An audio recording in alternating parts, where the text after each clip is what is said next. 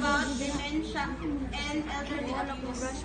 Our story is all about a mother who suffered dementia and physically, emotionally, mentally, and financially abused by her own children.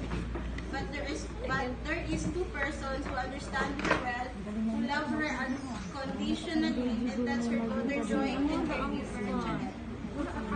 And this is Family Brentons. Ready, camera, action! Television!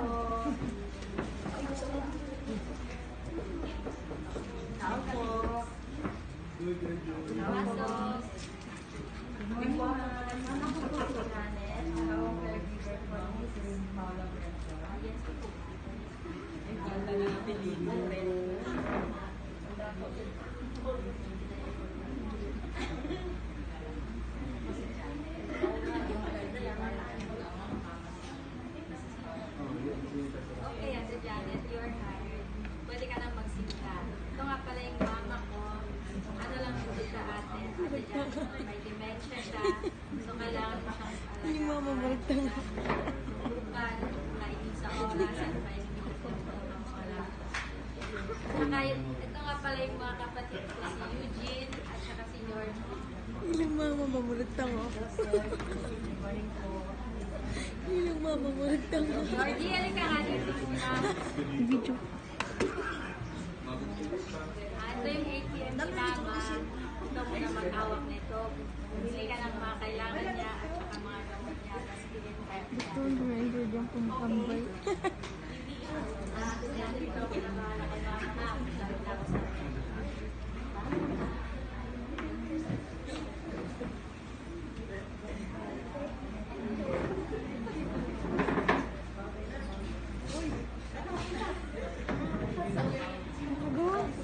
Nagusang buwan ng gagawa pa.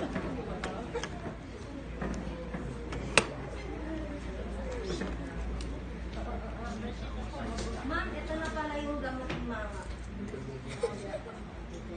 Hindi yung mama.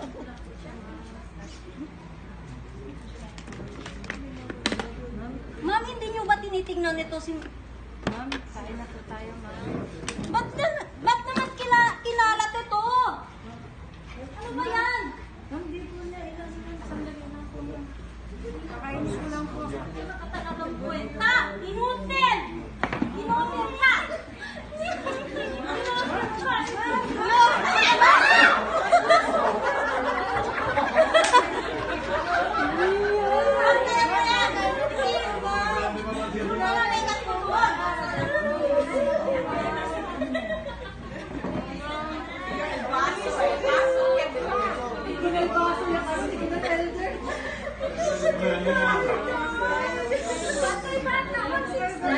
Painumin mo yan ng maraming damot. Painumin mo yan para maging maayos na yung utak niya.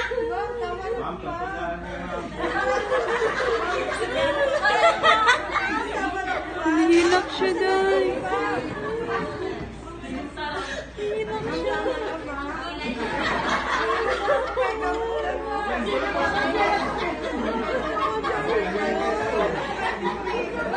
Bigyan nyo ng tissue.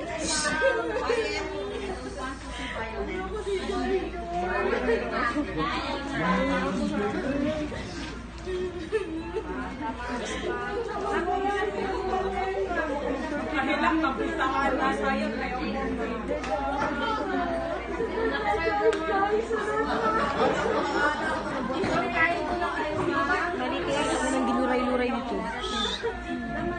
Si Mami sa taluro yun!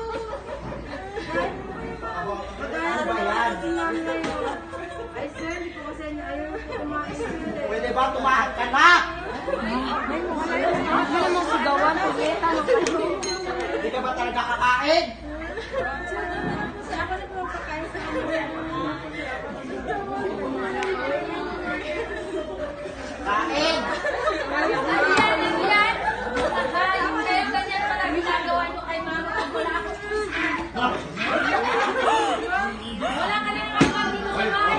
Wala kang pake!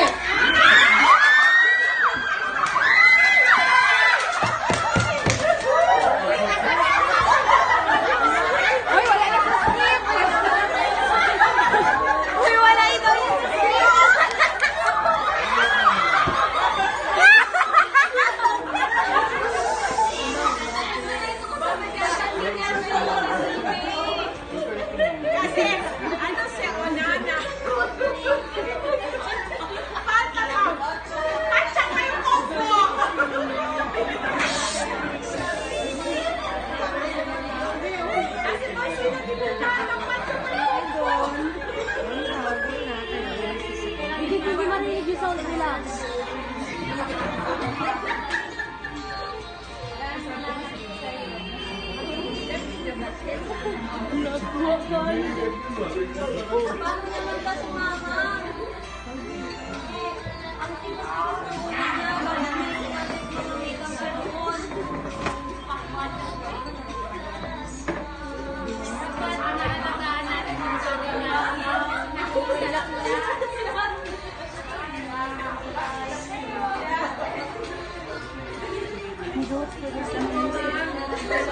Ang